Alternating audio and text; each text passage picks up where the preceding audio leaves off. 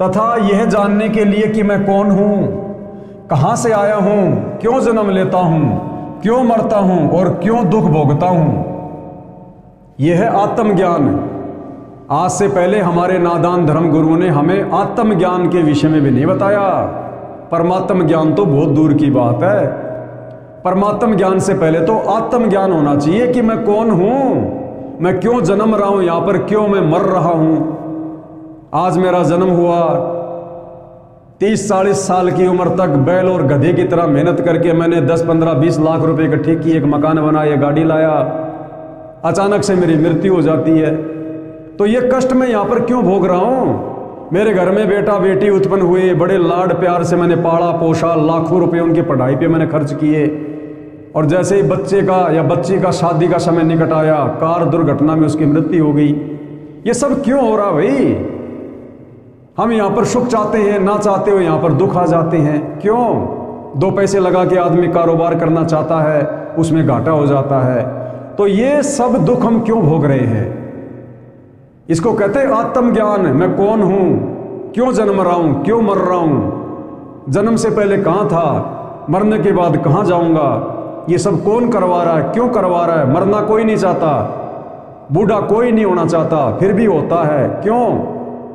इस विषय में जानकारी को कहते हैं आत्मज्ञान। तो ये आत्मज्ञान भी हमारे नादान धर्म गुरुओं ने आज से पहले हमें नहीं दिया। उसके बाद नंबर आता है परमात्म ज्ञान का।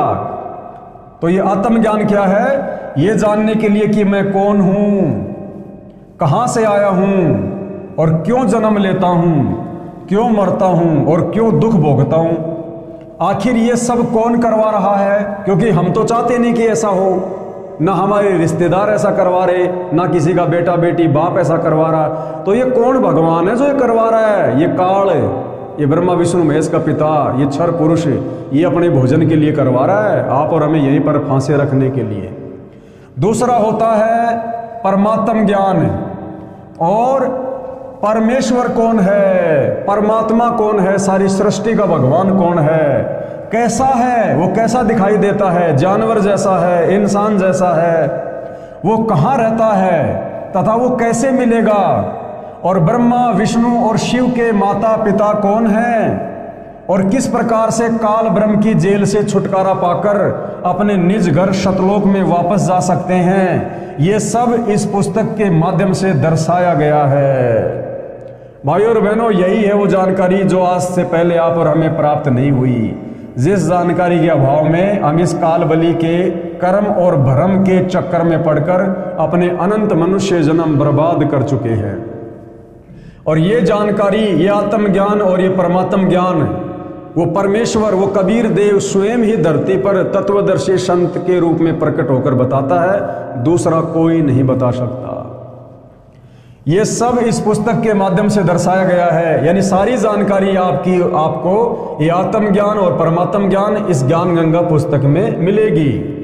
ये सब इस पुस्तक के माध्यम से दर्शाया गया है ताकि इसे पढ़कर आम भगत आत्मा का कल्याण संभव हो सके। ये पुस्तक सतगुरु रामपाल जी महाराज के प्रवचनों का संग्रह है, जो कि सदग्रंथों में लिखे तथ्यों पर आधारित है। हमें पूर्ण विश्वास है कि जो पाठक जन रुचि व निष्पक्ष भाव से पढ़कर अनुसरण करेगा, उसका कल्याण संभव है।